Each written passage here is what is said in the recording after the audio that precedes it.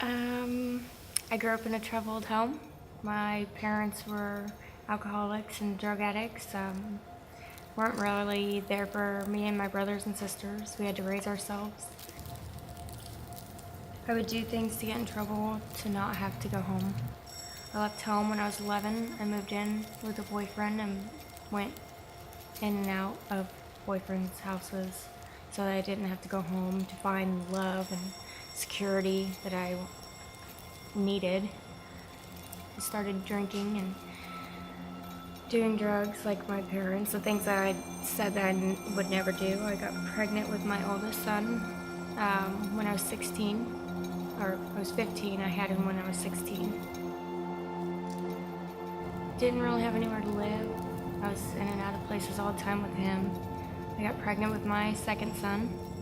I started working at Arby's. I was older. I was 18 when I had my second son, and would walk to work in the rain, snow, it didn't matter, anything just to be able to support them. And I fell back into drinking really bad and started dancing to be able to have the money to support them. And even though I had the money from doing that, no money was enough money. No matter what I had the house payment made, I had car payments made, I had diapers and wipes and toys and anything that the kids could ever need, but it wasn't enough. And I started getting in trouble, and I got DUIs. I got driving while suspended when I lost my license. And I had to send my kids to Alaska to live with my mom. I put my children in harm when I sent them up there. I went on the run, and I went to New York. I came back to Missouri, and I hadn't had contact with my kids for, I think it was a year. When they went out there, they were 1 and 2. I was still living, I don't know, the fast life. I met Travis. I got pregnant, and I found out I was pregnant in jail, which was a blessing in disguise because I was doing drugs. When I went to jail, I was a week pregnant, so it was kind of like, I don't know, it was just a blessing, because if I would have never went to jail, I would have never, she probably wouldn't be okay. And I got out of jail, and I moved in with Bob and Lisa.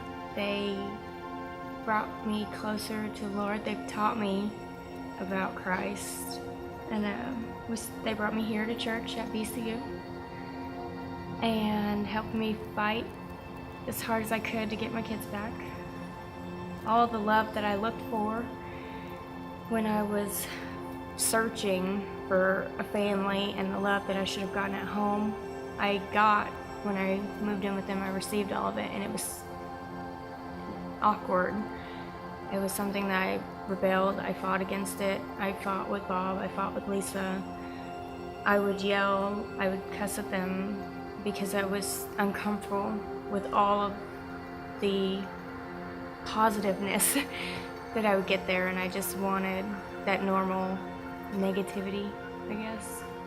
Now that I look back, I know that I wasn't alone. I felt alone. I felt like, why would God do this to me? Why would He allow me to grow up in a family that's so awful and just leave me places where I was homeless, out in the cold, having to fend for myself for food, or and then now I think about it, and even the hardships I put my kids through. I think about it, and I think of where we are now, and I know I'm not alone, and He's always been there, and He brought me to people who I have today. He brought me here to this church in the middle of nowhere, and He's helped everything. He helps me every day get up.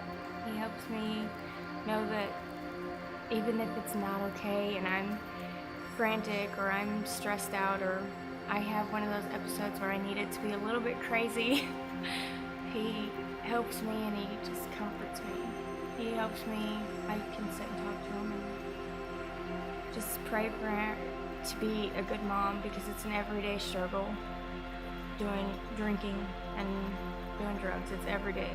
You wake up and you're just, some days are harder than others. But he helps me, he listens. I know he listens. Because I wake up every day and I'm like, today is gonna be a good day. Today's gonna be good.